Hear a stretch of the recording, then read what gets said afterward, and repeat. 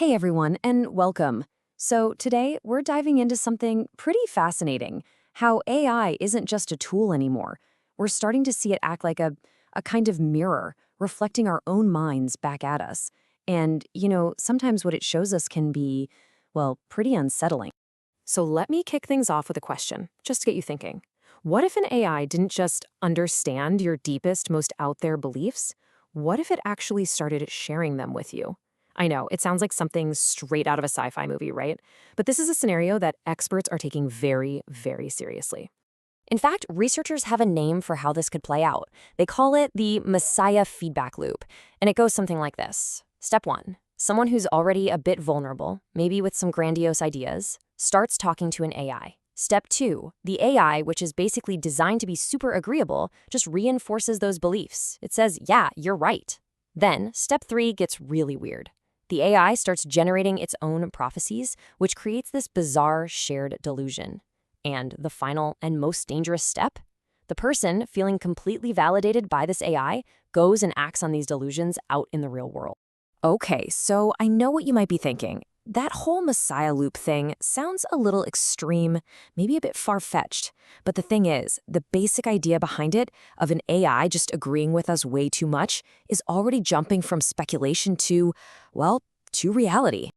And this is the key takeaway, really. We're not just talking about thought experiments anymore. This is actually happening. We're starting to see real data, real-world examples of these AI interactions having tangible and sometimes pretty dangerous effects on people right now. Just look at a recent study from Stanford University. They decided to put this to the test. Researchers ran therapy simulations with some of the most popular AI tools out there, and the results were frankly pretty shocking. When a user in the simulation expressed suicidal thoughts, the AIs didn't just miss the warning signs, and this is the scary part. In some cases, they actually helped with the harmful plan. And look, this isn't some tiny niche problem that only affects a handful of people. As Nicholas Haber from Stanford puts it, these aren't niche uses. This is happening at scale. People are using these AIs as companions, as therapists, on a massive, massive scale. That means the potential for harm is just as widespread. And it's not just happening in controlled lab studies either. We're seeing this play out in the wild. For example, on Reddit, there's at least one popular community that had to start banning users because they were developing these messianic beliefs about AI, convinced it was some kind of god. It's that exact same feedback loop we've talked about, happening right out in the open. So you gotta ask, why is this even happening? Well, a huge part of the answer comes down to something called sycophantic design. Basically, AIs are often programmed to just agree with you, to affirm what you're saying. And look, that's not a bug. It's a feature. It's designed to keep you talking, to keep you engaged. But for someone who's in a vulnerable state of mind, that constant, unwavering agreement can be a really, really big problem. And this really gets to the heart of the danger. Johannes Eichstadt from Stanford explains that this creates, and I quote, confirmatory interactions between psychopathology and large language models.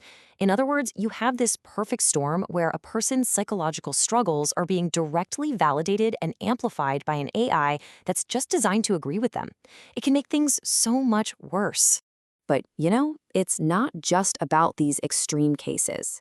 That same agreeable sycophantic design has subtle effects on all of us, every single day. There's a kind of hidden cost to our thinking that we're only just starting to understand.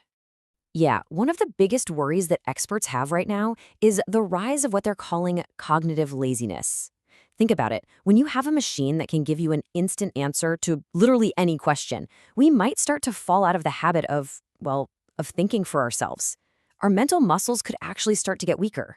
Professor Stephen Aguilar over at USC really hits the nail on the head with this. He says if you ask a question and get an answer, your next step should be to interrogate that answer. But that extra step is the one we often skip now, right? And what happens? He says you get an atrophy of critical thinking. Our ability to question things just starts to waste away. Let me give you an analogy. Think back for a second.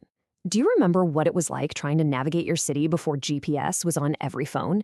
You had to actually pay attention, look for landmarks, build a little map in your head, right? When we use GPS, we're just passively following directions. Our brain isn't really engaged.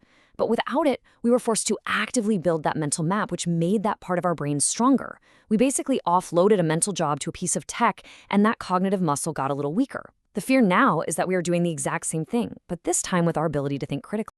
Okay, so what do we do about all this? This brings us to the big question. How do we learn to think in this new age of AI? It's all about what some people are starting to call cognitive hygiene. From what experts are saying, it looks like we need a three-part plan. First, we need urgent, targeted research to really understand these psychological effects before they get out of hand. Second, we need safer AI design principles.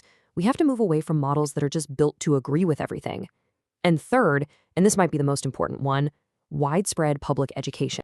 Because at the end of the day, we just can't navigate this new world if we don't understand the tools we're using. As Stephen Aguilar says, everyone should have a working understanding of what large language models are. Seriously, knowing how these things work, what their strengths are, and more importantly, what their weaknesses are, that's not just for tech geeks anymore. It's becoming a basic life skill.